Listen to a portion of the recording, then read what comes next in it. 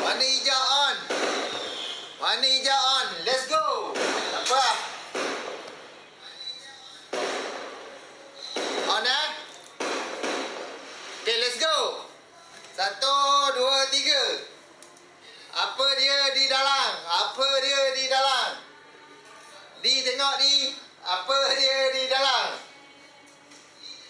Dia ada dah. Pini. Bapa susah sangat lah. Senang lah. Dia dengar ke? Korang dengar ni.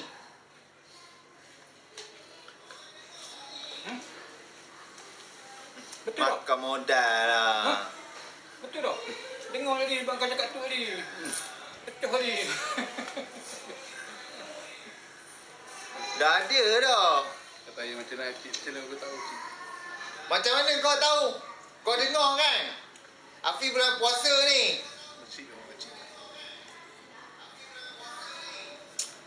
Saya teka betul ke Haji? Mula.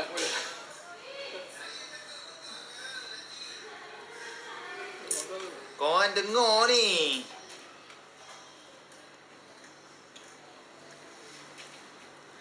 Tak baik bulan puasa ni. Okey. Nanti moderator aku mesej. Mudah sangat.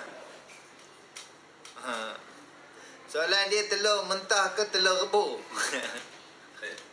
Okey tuan. Okey. Mudah sangat. Itu lah. Simpan balik. Aku ingat lama-lama meneka. Ni patut tadi. Ha? Memang tak dapat lah dia bang. Yang ni. Ha? Kalau aku buat yang tu tadi. Aduh, perah tu lah. Sekejap sangat. Tak ada lah dah. Modal 100 dah tu buat hadiah tu. Lagi. Dah banyak benda free kau ni. Jual lah dia. Tak ada lah dah geng. Kena buat apa lagi? Tak larat Kemo. Buat hadiah songkok pula. Kalau yang tu tadi confirm tak dapat.